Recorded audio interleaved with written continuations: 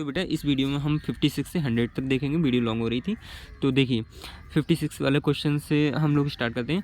हमसे बोल रहा है एक साइकिल 1800 रुपये में बेचने पर 10% की हानि होती है तो साइकिल का क्रयमूल्य क्या है। तो मान लेते हैं बेटा क्रयमूल्य है उसका वो एक्स है, क्रयमूल्य एक्स है, ठीक है। कितने में बेची है? 1800 रुपये में बेची है। कितने में? 1800 रुपये में बेची है। इधर लिखिए आप जो इतने में बेची है और क्रयमूल्य और कितने में 10% की हानि, यानी कि मान लो तुमने 100 रुपये में ख़रीदी थी, 10% की हानि हो रही है, मतलब 90 में बेची है, ठीक है बेटा। ये हो गया, तो इसे कट कर लो, 0 0 9 एकम 9, 9 दूनी 18, 200 और 10 की गुणा इधर कर दो, एक्स बराबर कितना हो जाएगा? 2000 रुपये में ख़रीदी थी, ठीक है बेटा। 1800 में बेची है उसने, तो ये ऑप्शन हो गया। आगे हम लोग क्वेश्चन समझते हैं। हमसे बोल रहा है राम ने स्कूटर 3600 रुपये में 36,000 में ख़रीदा था, उसे यदि 30% लाभ में बेचे तो विक्रय मूल्य कितने होगा। तो कहने का मतलब बेटा आप क्या करिए, ये 36,000 है, इसका 30% निकालिए, ठीक है, और जो आंसर आएगा उसे आप टिक कर देना, ठीक है बेटा। इसमें सिंपल ब्याज पूछ रहा है, सिंपल इंटरेस्ट पूछ रहा है, तो आप क्या करेंगे, वही सिंपल ब्याज का फार्मूला PRT/100, ठीक है बेटा। मतलब 400 सिंपल ब्याज बराबर सिंपल इंटरेस्ट बराबर 400 हो जाएगा गुणा 3 गुणा 6/100, ये हो जाएगा, ठीक है। PRT मतलब प्रिंसिपल अमाउंट, R मतलब रेट और T टाइम अपॉन 100, ठीक है बेटा। तो देखो 2 0 2 0 खत्म, 4 3 12, 12 6 72, मतलब ए ऑप्शन हमारा राइट हो जाएगा। त्रिभुज के तीनों अंतःकोणों का योग होता है वो 180 होता है, ठीक है बेटा। कमरे की लंबाई इतनी दे रखी है, चौड़ाई इतनी दे रखी है और ऊंचाई इतनी दे रखी है, तीनों की गुणा करके आप लिखेंगे 5 गुणा 4 गुणा 3.5। बेटा किसी भी चीज़ का आयतन निकालोगे, लंबाई गुणा चौड़ाई गुणा ऊंचाई होता है, ठीक है। तीनों का मल्टीप्लिकेशन करके आपको आंसर इसका कमेंट में लिखना है, ठीक है। आगे बढ़ते हैं, तो 61 से स्टार्ट करते हैं। हाँ, हमसे बोलता है द्रव्यमान का मात्रक क्या होता है, तो बेटा किलोग्राम होता है, मानक मात्रक किलोग्राम होता है, बाकी तो वैसे द्रव्यमान के ही हैं सब, बट जो स्टैंडर्ड नाम है वो किलोग्राम होता है, ठीक है बेटा। ऊर्जा का नवीनीकरण स्रोत क्या है, तो बेटा ऊर्जा का जो नवीनीकरण स्रोत है वो सौर ऊर्जा है, ठीक है। पदार्थ की निर्माण इकाई क्या है, तो परमाणु है। भाप के द्रव में परिवर्तित होने की क्रिया को क्या कहते हैं, संघनन कहते हैं, ठीक है बेटा। और फिर आगे बोल रहा है निम्नलिखित में से कौन सी ओजोन परत में छिद्र का मुख्य कारण है, तो बेटा ये होता है क्लोरोफ्लोरोकार्बन, मतलब ये जो सी ऑप्शन है वो सही हो जाएगा। फिर कह रहा है जल की तल छट्टीकरण हेतु फिटकरी का हेतु उपयोग किया जाता है, तो बेटा क्लोरीन का भी और फिटकरी का भी और ब्लीचिंग पाउडर, इन सभी का उपयोग किया जाता है। तो बेटा मैं इस आंसर के लिए आपको फिक्स नहीं बता रहा हूँ इसका क्या आंसर, या तो ये पूछते कि किसका नहीं किया जाता है, तब तो ओजोन हो जाता, ठीक है। तो बेटा मैं इसके लिए आंसर नहीं कर रहा हूँ। आप 67 पर देखिए, कह रहा है निम्नलिखित में से कौन सा रासायनिक परिवर्तन है, तो कांच का टूटना भौतिक परिवर्तन, जल का भाप में बदलना भौतिक परिवर्तन, और बिजली के बल्ब का जलना भौतिक परिवर्तन, बट कागज़ का जलना ये रासायनिक परिवर्तन है, ठीक है बेटा। कोयले में होती है, कोयले में क्या होती है, तो बेटा ध्वनि ऊर्जा नहीं होगी, गतिज ऊर्जा नहीं होगी, विद्युत ऊर्जा नहीं होगी, रासायनिक ऊर्जा होगी, ठीक है। वैसे सिंपल पूछे तो ऊष्मीय ऊर्जा प्रकाशीय ऊर्जा होती है कोयले में, ठीक है, बट यहाँ रासायनिक ऊर्जा ऑप्शन दे रखा है तो रासायनिक ऊर्जा ही लगाएंगे। हमसे बोल रहा है अगले क्वेश्चन बोल रहा है वायु में नाइट्रोजन का परसेंट है, तो वायु में नाइट्रोजन का परसेंट है वो 78 है, जबकि अगर ऑक्सीजन का पूछे तो हमारा 21%, लगभग 21% आता है, ठीक है। फिलहाल 70 वाले क्वेश्चन पहुंचते हैं। हमसे बोलता है टेलीविज़न के आविष्कारक कौन है, तो J.L. वेयर्ड, ठीक है। ये आगे समझते हैं।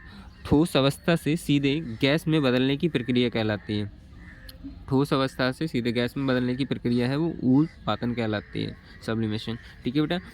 निम्नलिखित में से आयतन का मात्रक है, तो मीटर क्यूब जानते ही हैं या फिर घन मीटर क्यूब समझते हैं। कह रहा है निम्न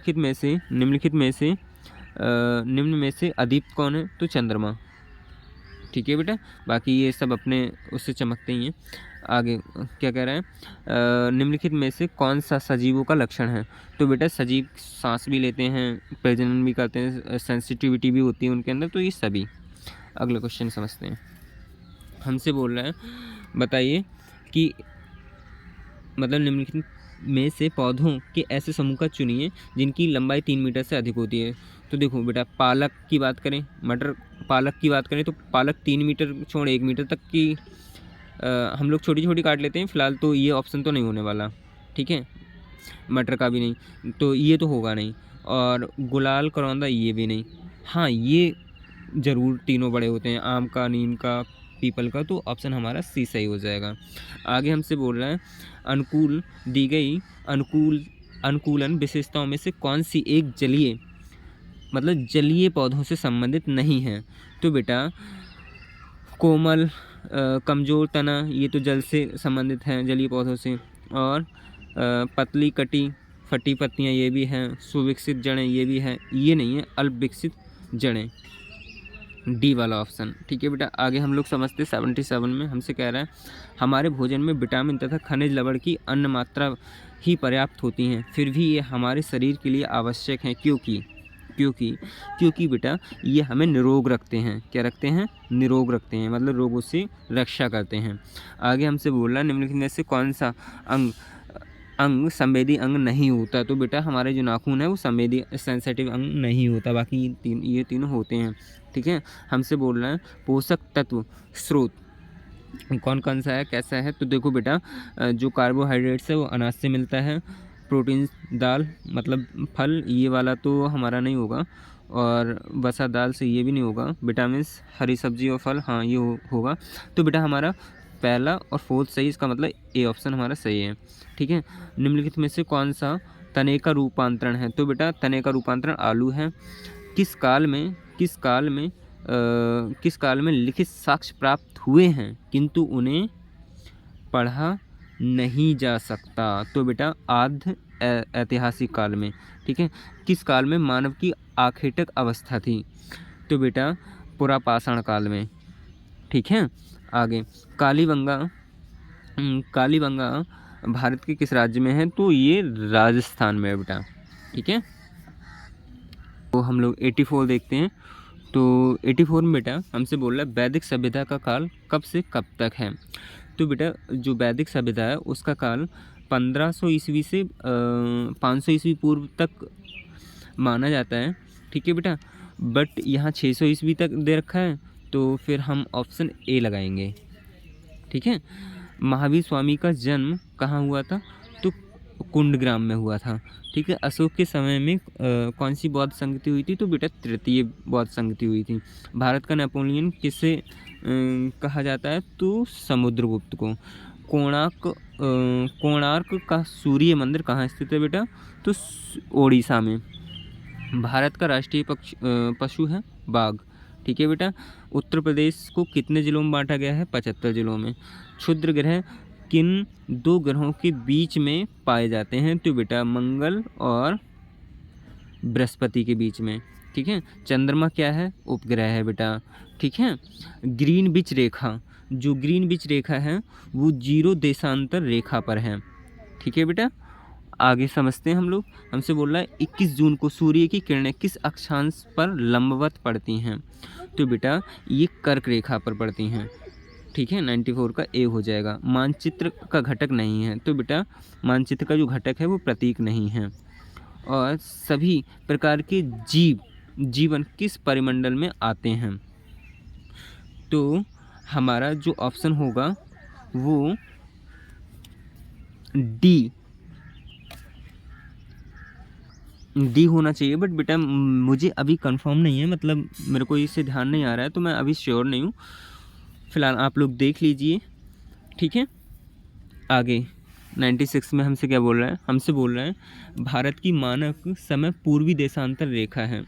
तो बेटा इसका 82 डिग्री 30 मिनट होता है, बट नहीं 50 मिनट होता है।